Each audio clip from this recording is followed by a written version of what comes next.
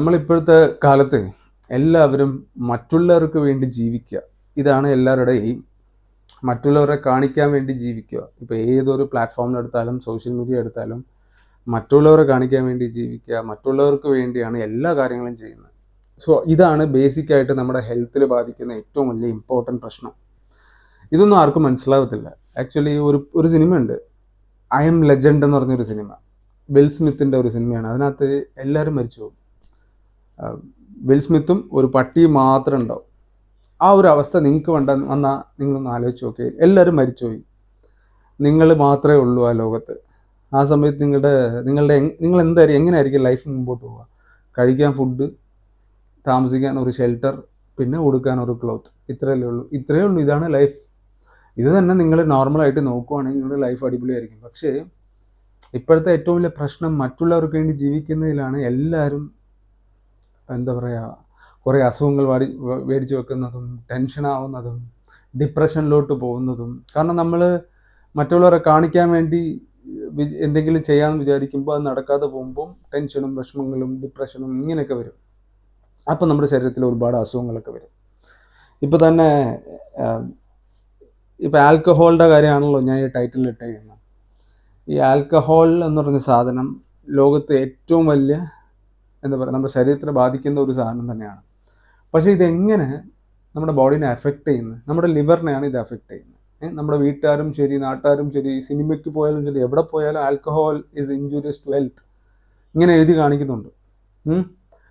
പക്ഷേ ഇതിനെക്കാട്ടിലും ഏറ്റവും ഡേഞ്ചറസ് ആയിട്ടുള്ള സാധനങ്ങൾ കുറേ ഉണ്ട് നമ്മൾ കഴിക്കുന്ന ഡെയിലി. അതായത് നമ്മൾ ഡെയിലി കഴിക്കുന്ന ആഹാരത്തിൽ തന്നെ ഈ ആൽക്കഹോളിനെക്കാട്ടിലും ഏറ്റവും ഡേഞ്ചറസ് ആയിട്ടുള്ള സാധനങ്ങളാണ്.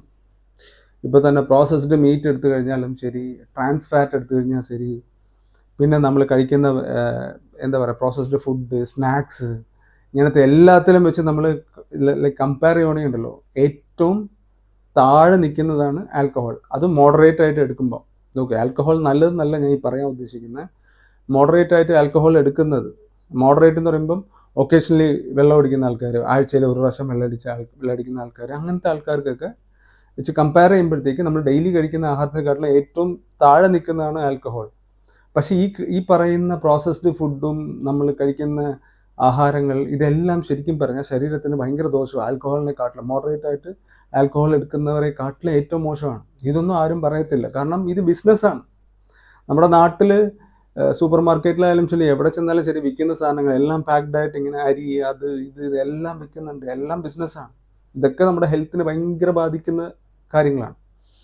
അപ്പോൾ നമ്മൾ മാക്സിമം ഈ പ്രോസസ്ഡ് ഫുഡ് എന്ന് പറഞ്ഞാൽ കവറിലുള്ള സാധനങ്ങൾ മാത്രമല്ല നമുക്ക് ശരീരത്തിന് ഹാംഫുള്ളായിട്ട് വരുന്നത്.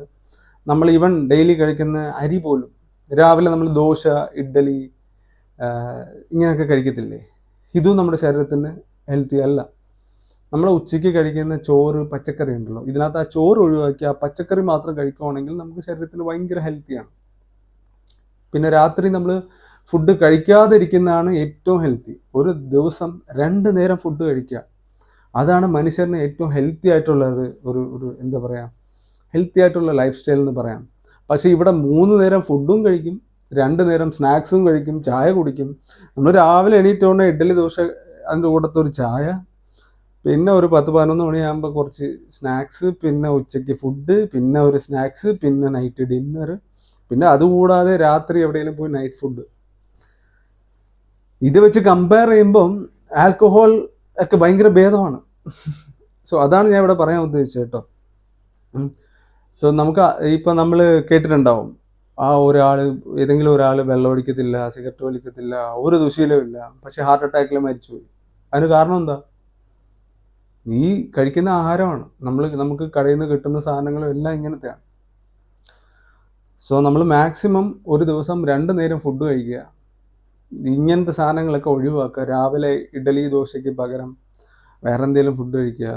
എന്താ പറയുക, രാവിലെ മാക്സിമം വല്ല തേങ്ങയിൽ വെച്ച് ഉണ്ടാക്കിയ സാധനമോ ഇല്ലെങ്കിൽ പഴങ്ങളോ അങ്ങനെ എന്തെങ്കിലും കഴിക്കുക. ഉച്ചയ്ക്ക് നല്ല രീതിയിൽ ഇച്ചിരി ചോറെടുക്കുക, ഒരുപാട് പച്ചക്കറികൾ വെച്ച് കഴിക്കുക. പിന്നെ രാത്രി ഒന്നും കഴിക്കരുത്, അടുത്ത ദിവസം കഴിച്ചാൽ ഒരു ഒരു ഒരു ലിമിറ്റ് എപ്പോഴും കീപ്പ് ചെയ്യുക. ഓക്കെ, നമ്മളിപ്പോൾ ഈ 2 നേരം കഴിക്കണമെന്ന് പറയാൻ കാരണം എന്നറിയോ? ഇപ്പോൾ 8 മണിക്കൂർ 8 മണിക്കൂർ എപ്പോഴും ഒരു ഗ്യാപ്പ് വേണം. ഈ 8 മണിക്കൂർ ഗ്യാപ്പ് ഉണ്ടെങ്കിലേ നമ്മുടെ ബോഡി അത് റിപ്പയർ ചെയ്യാനുള്ള അതിനൊരു ടൈം കിട്ടത്തുള്ളൂ. അത് റിപ്പയർ ചെയ്യാനുള്ള ടൈം മാത്രമല്ല, ഓൾറെഡി കഴിച്ച ആഹാരങ്ങൾ നമ്മുടെ ബോഡിയിൽ എല്ലാ സ്ഥലത്തും അതിൻ്റെ പ്രോട്ടീൻസും വിറ്റാമിൻസും ന്യൂട്രീഷ്യൻസ് ഒക്കെ എത്തിച്ചിട്ട് പിന്നെ അത് നമ്മുടെ ബോഡിയിലുള്ള പ്രശ്നങ്ങൾ റിപ്പയർ ചെയ്യാനൊരു ടൈമുണ്ട്. ഈ നമ്മൾ കഴിച്ച ആഹാരങ്ങൾ എല്ലാ സ്ഥലത്തും ആ ന്യൂട്രീഷൻ എത്തിക്കാൻ വേണ്ടി അതിന് കിട്ടേണ്ട ടൈം എന്ന് പറഞ്ഞാൽ 8 മണിക്കൂറാണ്. ഈ 8 മണിക്കൂർ കഴിഞ്ഞിട്ടാണ് റിപ്പയറിങ് പ്രോസസ്സ് സ്റ്റാർട്ട് ചെയ്യുന്നത്. നമ്മളെന്താ ചെയ്യുക? നമ്മൾ രാവിലെയും ഉച്ചയ്ക്കും രാത്രി ഒരു 10 മണിക്ക് കഴിക്കും. അതിനു മുമ്പ് 8 മണിക്ക് മുന്നേ തന്നെ റിപ്പയർ ചെയ്യാൻ സ്റ്റാർട്ട് ചെയ്യുന്ന മുന്നേ അടുത്ത ബ്രേക്ക്ഫാസ്റ്റും തുടങ്ങും. ഓക്കെ, അപ്പം നമ്മൾ ബോഡി കിടന്ന് പാടുപെടുക. നമ്മുടെ ഓർഗൻസ് ഒക്കെ ഉണ്ടല്ലോ പണ്ടാരണം. ഇവൻ നമുക്ക് സമയം തരുന്നില്ലല്ലോ റിപ്പയർ ചെയ്യാൻ, പിന്നെയും ഇരുന്ന് കഴിക്കാനല്ലോ എന്ന് പറഞ്ഞിട്ട് പിന്നെ ആ ന്യൂട്രീഷ്യൻസ് എടുത്ത് എത്തിക്കാനുള്ള പാടുപെട്ടുകൊണ്ടിരിക്കും. സോ എപ്പോഴും ഈ കഴിക്കുന്നതിനെക്കാട്ടിലും കഴിക്കാതെ ഇരിക്കുക എന്നുള്ളതാണ് ഏറ്റവും ഇമ്പോർട്ടൻറ്റ്. അതെപ്പോഴും മനസ്സിലാക്കുക. അതുകൊണ്ടാണ് പണ്ടത്തെ കാലത്തൊക്കെ ഈ അമ്പലങ്ങളിലും നമ്മൾ പ്രാർത്ഥിക്കുന്ന സമയത്തൊക്കെ വ്രതം, ഫാസ്റ്റിംഗ് എന്ന് പറഞ്ഞൊരു സംഭവമൊക്കെ ഇൻട്രൊഡ്യൂസ് ചെയ്ത് വെച്ചത്. എല്ലാ കാസ്റ്റിലും എല്ലാ റിലീജിയനിലും ഇതുണ്ട്, ഈ ഫാസ്റ്റിംഗ് എന്ന് പറഞ്ഞ സാധനം. നിങ്ങൾ ഫാസ്റ്റിംഗ് ചെയ്താൽ മാത്രമേ നിങ്ങൾക്ക് ഹെൽത്തി ആയിട്ടുള്ള ലൈഫ് ഇരിക്കാൻ പറ്റുള്ളൂ. ഫുഡ് നമ്മളിപ്പോൾ ഈവൻ കുടവയർ വരുന്ന പോലും ആൾക്കാർ പറയും അത് ഹെൽത്തി അല്ല. അങ്ങനൊന്നുമല്ല. ഈ കുടവയറെന്ന് പറഞ്ഞ കൺസെപ്റ്റ് വന്നത് പോലും നമ്മൾ കഴിക്കുന്ന ആഹാരം സ്റ്റോർ ചെയ്യാൻ വേണ്ടി. ഇപ്പോൾ ഡെസേർട്ടിലൊക്കെ ഒട്ടകം ഫുഡൊക്കെ അതിൻ്റെ കഴുത്ത് കണ്ടിട്ടുണ്ടല്ലോ, സ്റ്റോർ ചെയ്തിട്ട് അതിന് ദാഹം എടുക്കുമ്പോൾ കുടിക്കാൻ വേണ്ടി സ്റ്റോർ ചെയ്യാൻ വെള്ളമൊക്കെ സ്റ്റോർ ചെയ്ത് വെക്കും. അതുപോലെ തന്നെ മനുഷ്യർ അന്നത്തെ കാലത്ത് ഹണ്ട് ചെയ്ത് ജീവിച്ച സമയത്ത് അവർക്ക് വല്ലപ്പോഴേക്കേ ഫുഡ് കിട്ടത്തില്ല. അപ്പോൾ അത് സ്റ്റോർ ചെയ്യാൻ വേണ്ടി കീപ്പ് ചെയ്യുന്ന ഒരു സാധനമാണ് ഈ വയറ്. ഈ വയർ അതുകൊണ്ടാണ് പെട്ടെന്ന് നമ്മൾ ഡയറ്റ് ചെയ്യുന്ന സമയത്ത് ശരീരത്തിലെ എല്ലാ ഭാഗവും കുറയും, അവസാനമായിരിക്കും വയറ് കുറയുന്നത്. അതേപോലെ വണ്ണം വെക്കുന്ന സമയത്ത് ഫസ്റ്റ് വണ്ണം വെക്കുന്നത് വയറായിരിക്കും, ലാസ്റ്റ് ആയിരിക്കും നമ്മുടെ ശരീരം വണ്ണം വെക്കുന്നത്.